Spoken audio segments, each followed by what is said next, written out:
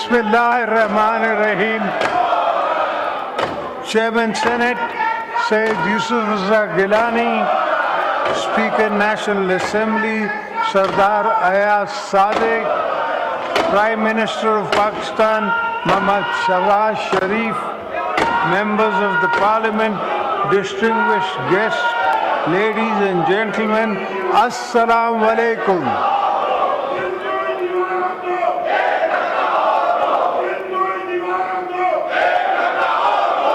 It is my singular privilege as your civilian president to address for the 8th time the August House at the beginning of another parliamentary year.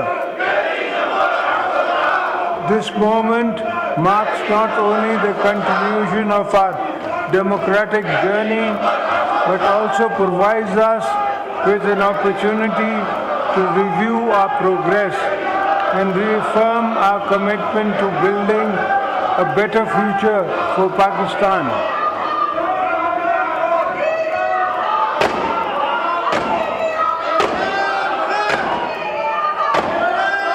As we embark on this new parliamentary year, I urge this House to focus on promoting good governance and political economic stability.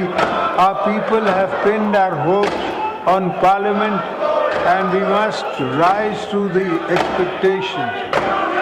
It is my first duty to remind you, we need to work harder to strengthen our democratic system, restore public confidence in the rule of law, and put Pakistan on the road to prosperity.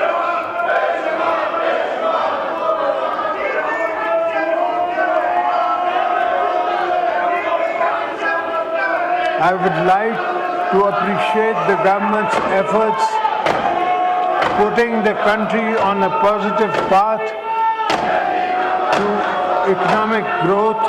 Our foreign exchange reserves have witnessed a surge. There was a substantial increase in foreign direct investment, and the stock market also surged to a historic high. The government has also reduced the policy rate from 22 to 12%, and all other economic indicators have shown a healthy and sign improvement.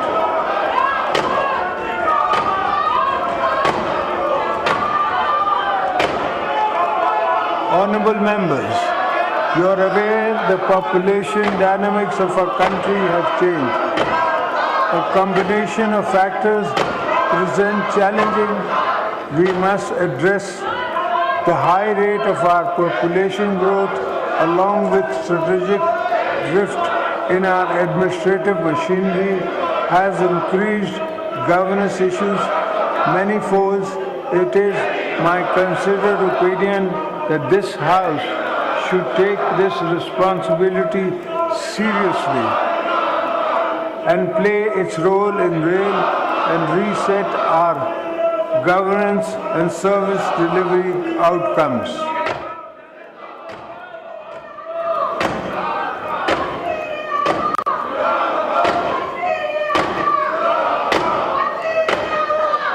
As far as the government is concerned, ministries need to redefine their vision and objectives and understand that pressing issues faced by the people of Pakistan have to be resolved within a certain time frame. We need to deliver tangible benefits, restore trust of the people in democratic institutions.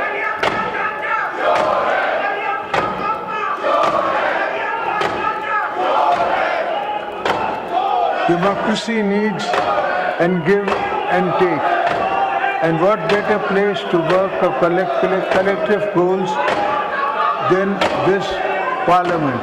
As elected representatives, your function is role models for the nation. As you go about your parliamentary business, think beyond narrow goals. Think of the unity and consensus our country so desperately needs.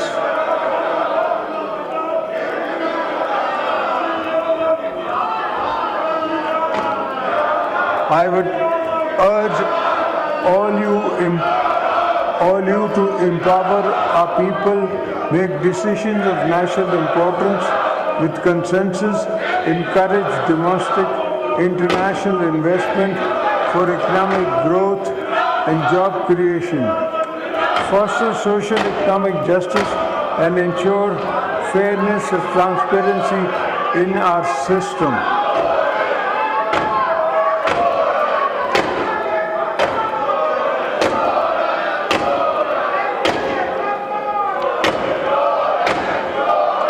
Chairman Senate, Mr. Speaker, for our country to prosper, it must build equitable. This is going to be a century of many new global changes, and to weather such transitions, we need to ensure that our peoples, with their different regions and resources, are on board of national development. It is my firm belief that a strong Pakistan is one where fruits of progress and development are equally shared by all its provinces and citizens.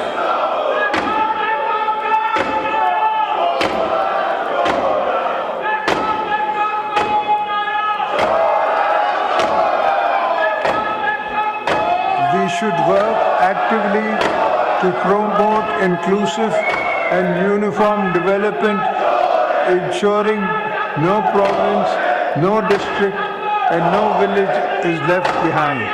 The House should ensure development is not limited to a few select areas, but reaches every nook and corner of the country. The ignored and neglected areas demand urgent attention from the federal government.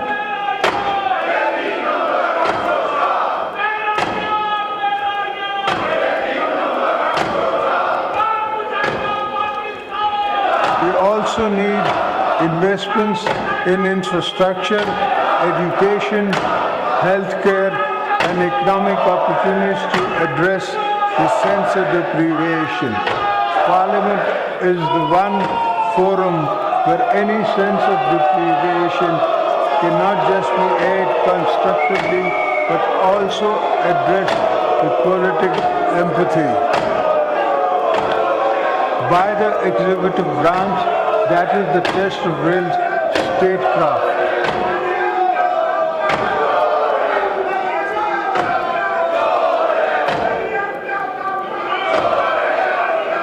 In this regard, improving our taxation system is essential to moving forward as a country. We must reform and expand our tax net, not overburdening those who already contribute, but by ensuring that every eligible taxpayer participates in nation building.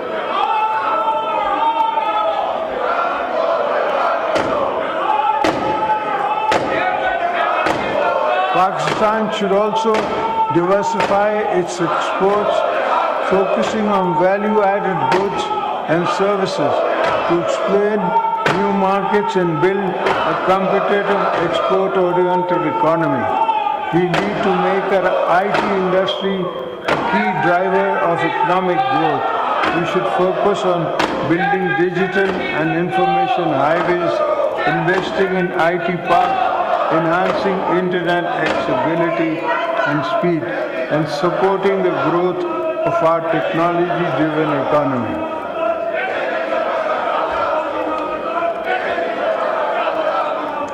Equally important is the sustained support of small and medium enterprises.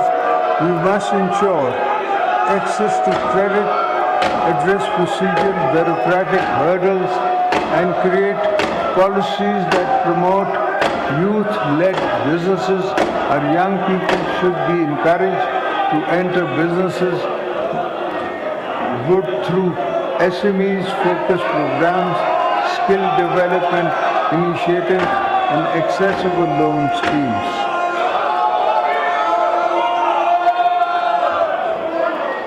In order to achieve these objectives, I would like to urge the House to play its role to increase the ease on doing business.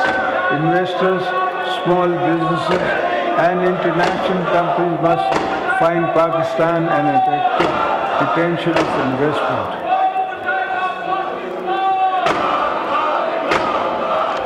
Honorable members, today the common man, the laborers, and the salaried class are facing serious economic hardships. Our citizens are burdened by inflation, high prices of essential items, and rising energy costs.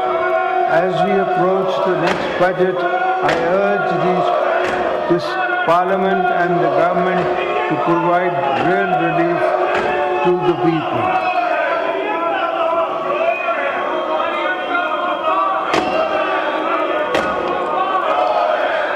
The government should take measures to forthcome budgets to increase salaries, pension, reduce income taxes on salaried class, lower energy costs, which would help reduce financial burden on them. At the same time, we should avoid downsizing jobs cuts. Instead of our focus should be on creating jobs and utilizing trained manpower productively.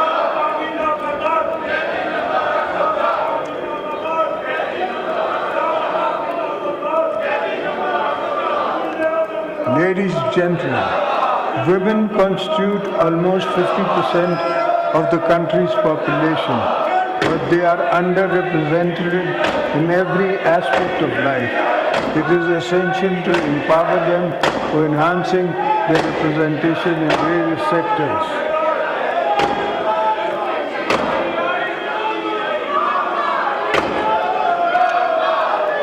The most important intervention we can make as government and parliament is to make women at the bottom of the social pyramid financially independent, in accordance with the vision of Shaheed Mohtarma Banerjee Bhutto. The Banerjee Income Support Program (BISP) remains a crucial lifeline of millions of families. Its reach must be expanded and cash transfers should be further enhanced.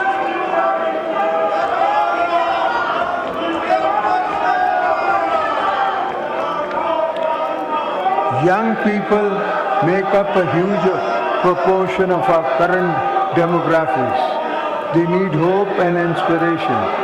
We should ensure the children are not outside schools in Pakistan. Promoting higher education, enhancing research in the universities should be a fundamental priority for creating a knowledge-based economy.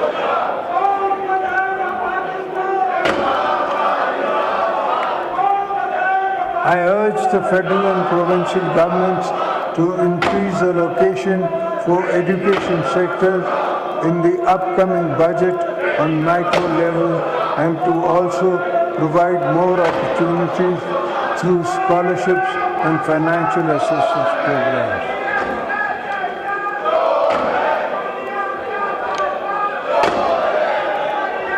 This is also the moment for us to reflect on how we can enhance access to quality health care all our citizens, reduce worrying incidents of malnutrition and polio vaccination in many children. Emphasis should be